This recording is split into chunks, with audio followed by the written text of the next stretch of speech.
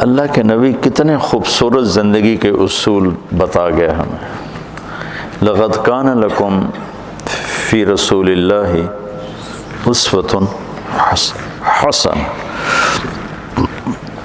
اور لقد یہاں جب لام بھی تاکید کا قد بھی تاکید کا جب دو اکٹھے ہوتے ہیں تو قسم کا معنی بنتا. تو اللہ تعالیٰ قسم اٹھا کے فرما رہے ہیں لکم، تمہارے نفع کے لیے. تو یہ نفع والا لام ہے کہ تمہارے نفع کے لیے ہے، اور سر خاص طور پر تمہارے لیے کہا جا رہا ہے.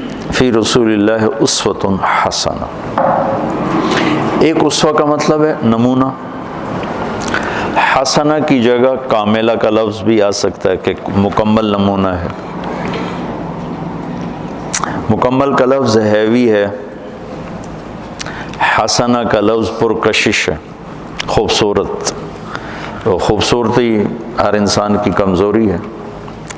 ہر انسان مرد ہو یا عورت، بچہ ہو یا بچی ہو، خوبصورتی کی طرف کھنچ جاتا ہے. وہ کسی رنگ میں بھی حسن ہو تو انسان اس کا دیوانہ بن جاتا ہے. ایران کے بادشاہ نے ایک شعر کہا، در ابلک کسے کم دید ابوت. ابلک موتی کبھی کسی نے دیکھا ہے؟ ابلک کالا سفید.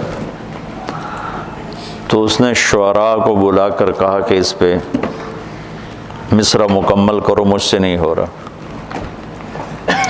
تو سارے شعراء عاجز ہو گئے، کہا اس پہ کوئی ہے نہیں. تو ہندوستان سے تعلقات تھے ایران کے بادشاہوں کے. تو اس وقت اورنگزیب کی حکومت تھی. تو اس کی بیٹی تھی زیب النساء، بہت بڑی شاعرہ. تو دربار میں یہ مصرع پہنچا، کوئی شاعر نہیں لگا سکا. تو اورنگزیب نے کہا وہ زیب النساء کو دے دو. وہ زیب النساء پہ ناراض ہی رہتا تھا چونکہ وہ خشک مزاج تھا اورنگزیب، اور وہ شاعرہ تھی. اور شاعری میں خشک مزاجی تو ہوتی نہیں جب تک اس کے مزاج میں ایک اضافی چیزیں ہوتی ہیں جس کی وجہ سے وہ شاعر بنتا ہے.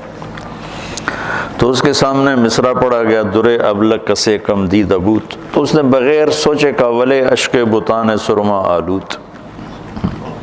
واہ، کہ کسی نے ابلک موتی دیکھا ہے.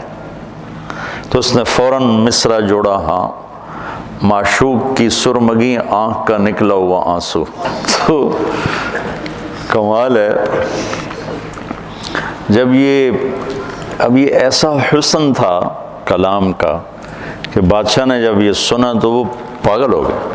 انہوں نے کہا میں زیب النساء سے ملنا چاہتا ہوں. یہ بتا رہا ہوں کہ حسن کسی چیز میں بھی ہو تو آدمی کھنچتا ہے. انہوں نے کہا میں زیب النساء سے ملاقات کرنا چاہتا ہوں.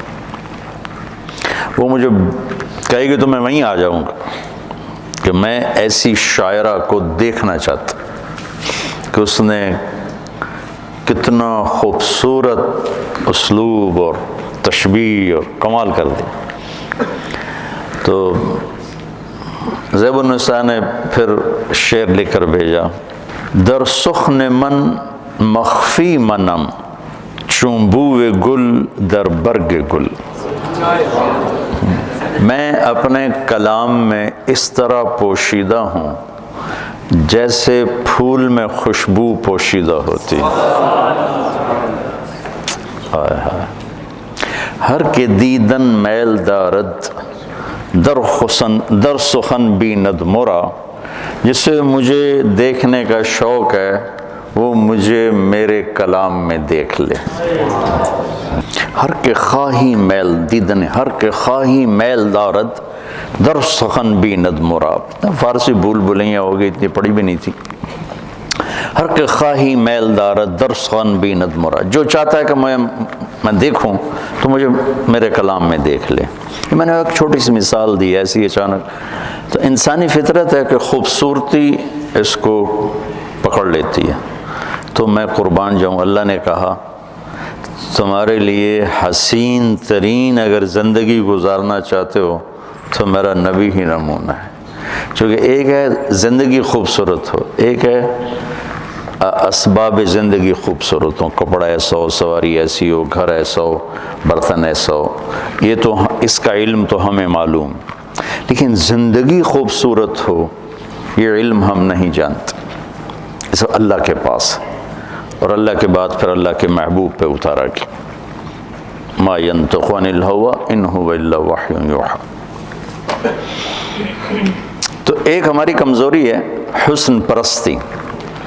تو اللہ نے اس لحاظ سے اتنا خوبصورت لفظ استعمال فرمایا، کاملہ کی بجائے مکمل. ایک وزن ڈالتا ہے کہ مکمل ہونا پڑے گا. اور حسن، حسن کا ہر کوئی دیوانہ ہے.